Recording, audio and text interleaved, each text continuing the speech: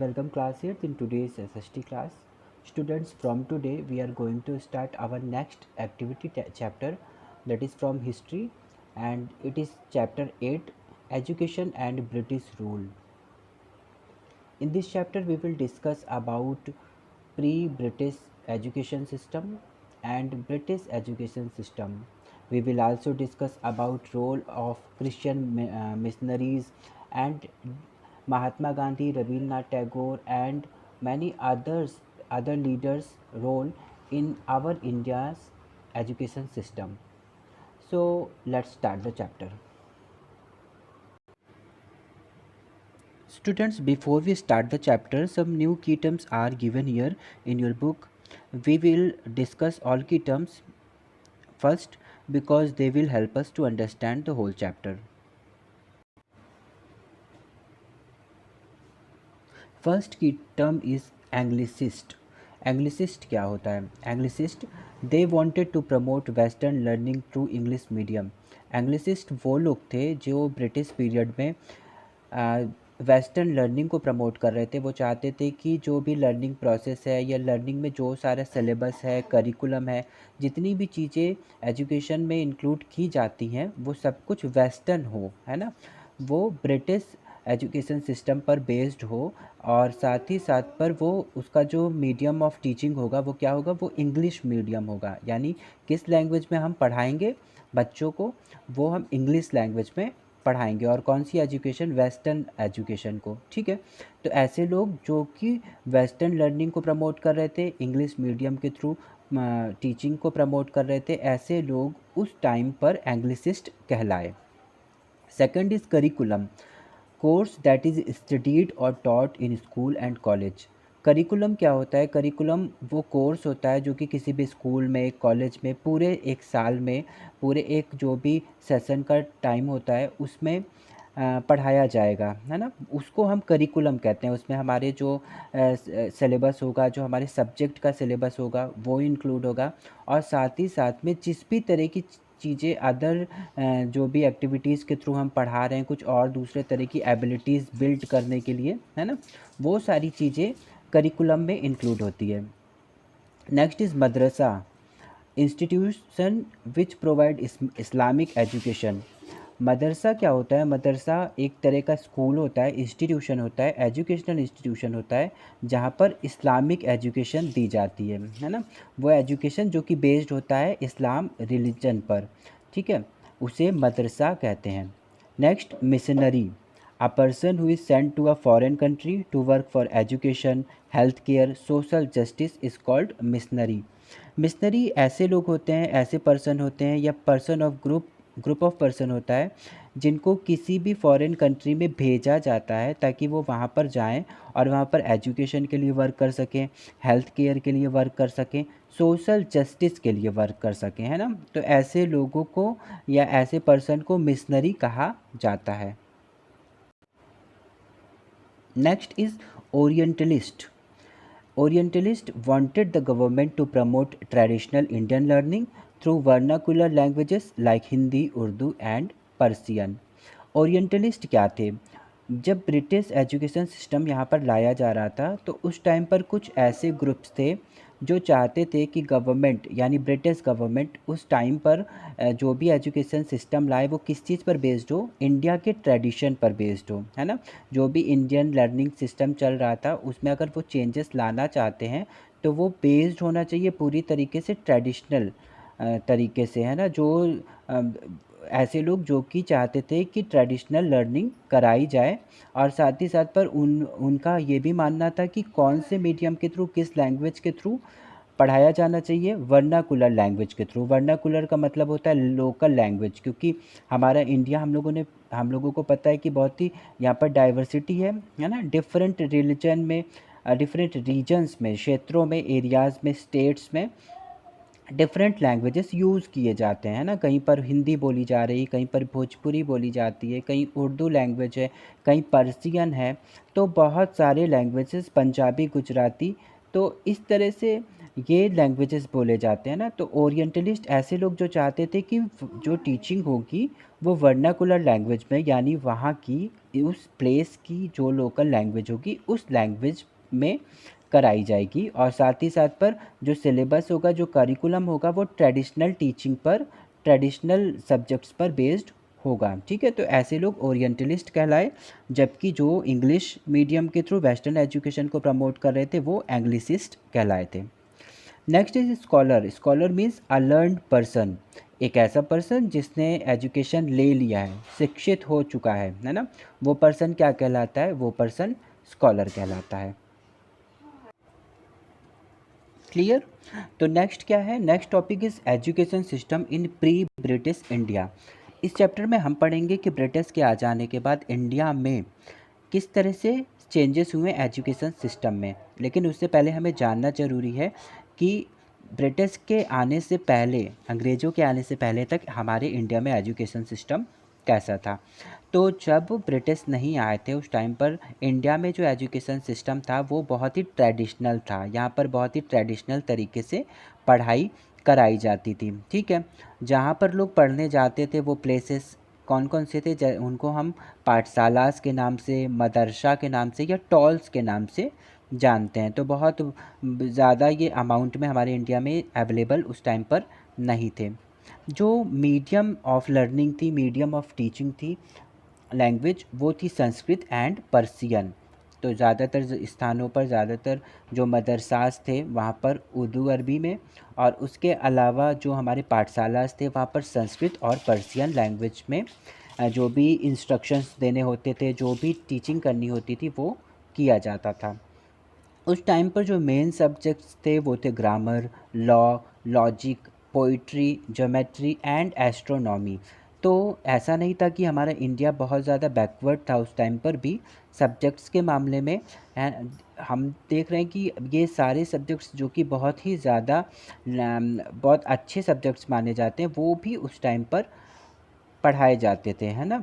लेकिन बस यही चीज़ें थी कि कुछ वहाँ पर ड्रॉबैक्स थे, कुछ कमियाँ थी। जैसे उस टाइम पर प्रिंटेड बुक्स नहीं अवेलेबल होती थी। जैसे आज के टाइम पर हम लोग नोट्स बनाते हैं या हमारे पास बुक होती है जहाँ पर हमारे पास बहुत सारे नॉलेज जो होते हैं, जो बहुत सारा ज्ञान होता है वो बुक में प्रिंटेड होता है, जिसे हम कभी भी पढ़ सकते हैं, देख सकते हैं, रिवाइज़ कर सकते हैं, जो चीज़ें भूल रहे हैं उसे दोबारा देख सकते हैं।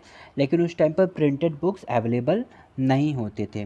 गुरुज़ लोकल लैंग्वेजेस में स्टूडेंट्स को पढ़ाते थे, और ये स्टूडेंट्स गुरु के पास जाते थे, इंटरैक्ट करते थे।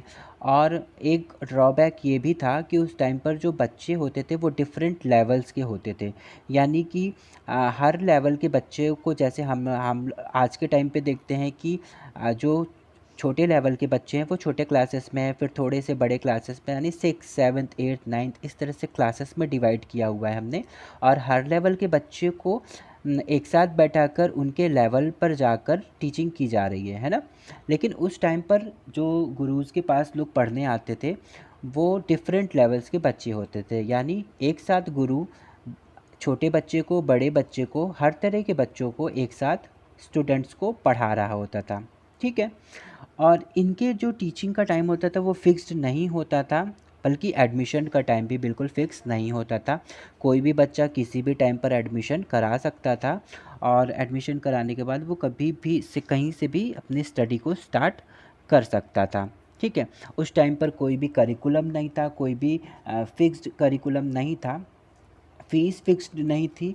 टीचर्स को पेरेंट्स कई बार कैश में पे कर दिया करते थे फ़ीस को, या फिर कई बार कुछ दूसरे तरीके की चीज़ों को, किसी भी कमोडिटी को देकर वो अपनी फ़ीस को पे कर देते थे।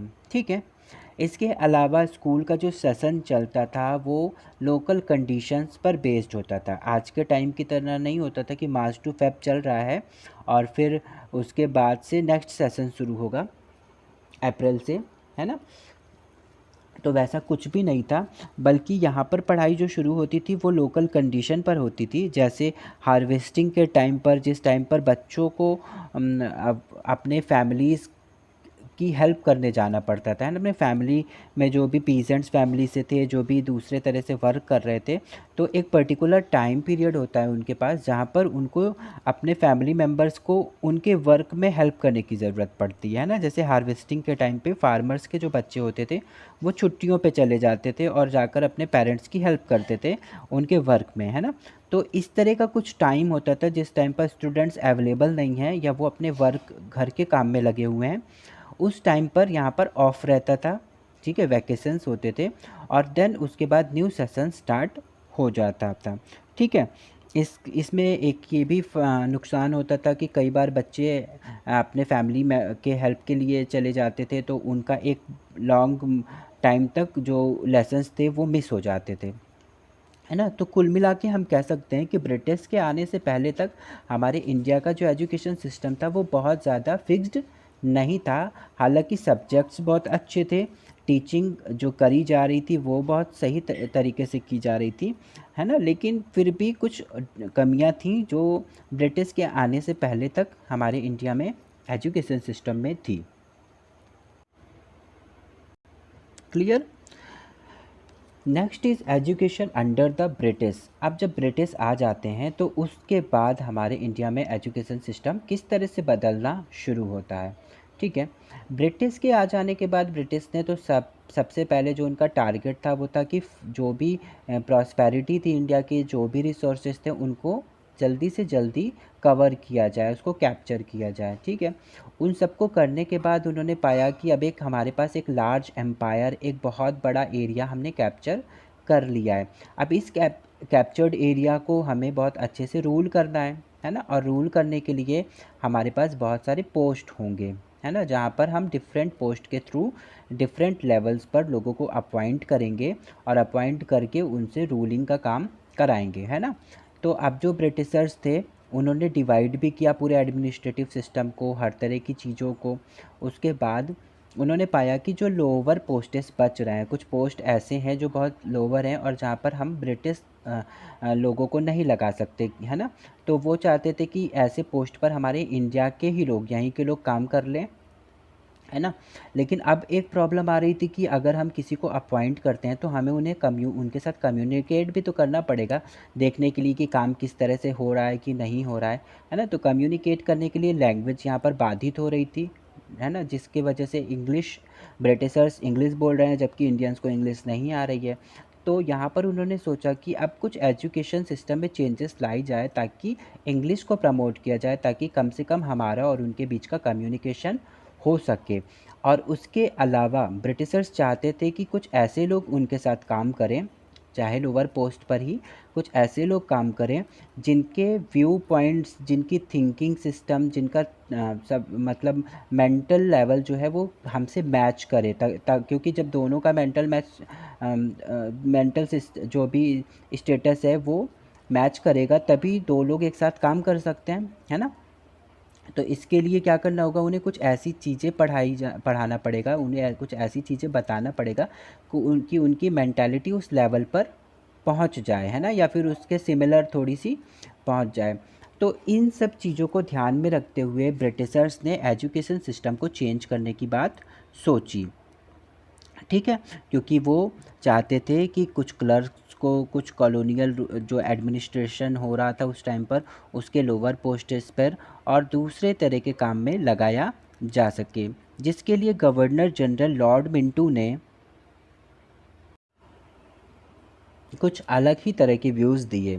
लॉर्ड मिंटो का मानना था कि जो एजुकेशन सिस्टम है उसका टारगेट होना चाहिए कि लोगों को किस तरह से मोरल वैल्यूज़ के साथ जोड़ा जा सके, किस तरह से उन्हें नैतिक बनाया जा सके, उन्हें अच्छे बिहेवियर वाला पर्सन बनाया जा सके। क्योंकि वो मानते थे कि जब हम पीपल को एजुकेट कर रहे हैं, लोगों को एजुकेट कर रहे हैं, तो एजुकेटेड लोग ही लॉ को फॉलो करेंगे, ऑर्डर को फॉलो करेंगे, और जिससे क्राइम का जो लेवल है वो कम हो जाएगा, है ना।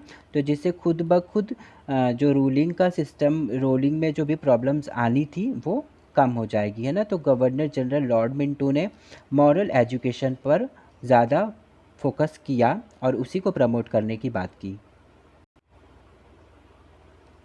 1813 तक 1813 तक ब्रिटिश गवर्नमेंट ने कुछ स्टेप्स लिए ताकि वो इंडिया के एजुकेशन सिस्टम को इम्प्रूव कर सके, है ना। और डिफरेंट जो भी उनके उद्देश्य थे, जो भी उनका टारगेट था, एम था, उसको ध्यान में रखते हुए उन्होंने बहुत सारे दूसरे वर्क भी किए।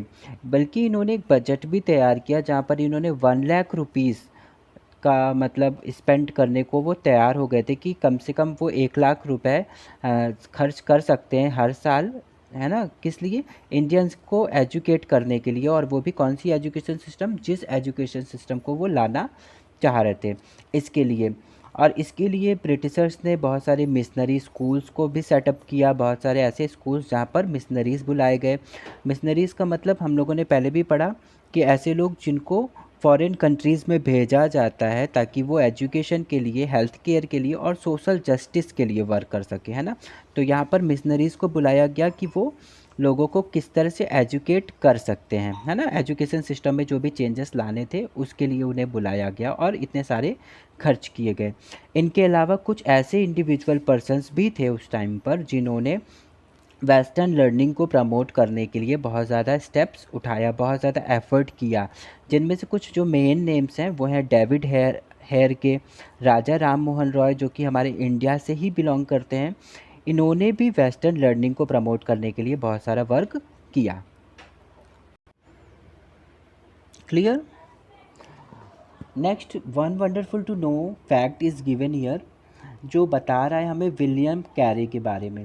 विलियम कैरी एक स्कॉटिश मिशनरी थे, यानी एक ऐसे पर्सन जो स्कॉटिश हैं, और इनको बुलाया गया था यहाँ पर एजुकेशन को प्रमोट करने के लिए।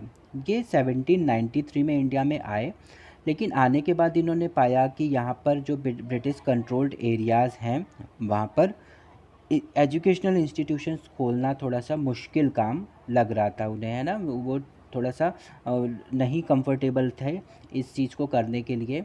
इसके बाद इन्होंने क्या किया कि ये डैनिश कॉलोनी में गए, जो कि सेरमपौर, जो कि कोलकाता के पास का एक एरिया है, वहाँ पर गए। वहाँ जाने के बाद इन्होंने सेरमपौर मिशन की स्थापना की, और बाद में फिर 1818 में 1818 में इन्होंने सेरमपौर कॉलेज भी वहाँ पर इस्टेब्लिश किया, और फिर उन्होंने एजुकेशन के लिए वर्क करना शुरू किया।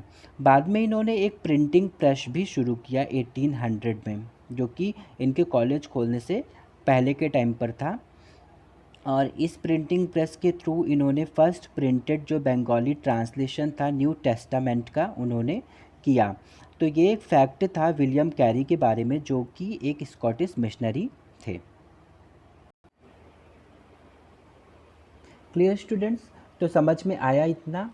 इसके बाद हमारा जो नेक्स्ट टॉपिक है वो है रोल ऑफ क्रिश्चियन मिशनरीज़। इस क्रिश्चियन मिशनरीज़ का क्या रोल रहा है पूरे एजुकेशन सिस्टम को चेंज करने में इंडिया के। देन हम पढ़ेंगे ओरिएंटलिस्ट और एंग्लिसिस्ट के बारे में, ठीक है। तो in homework you have to learn and write all new key terms and send it in your Google Classroom. Now we will meet in our next class. Till then, take care and have a nice day.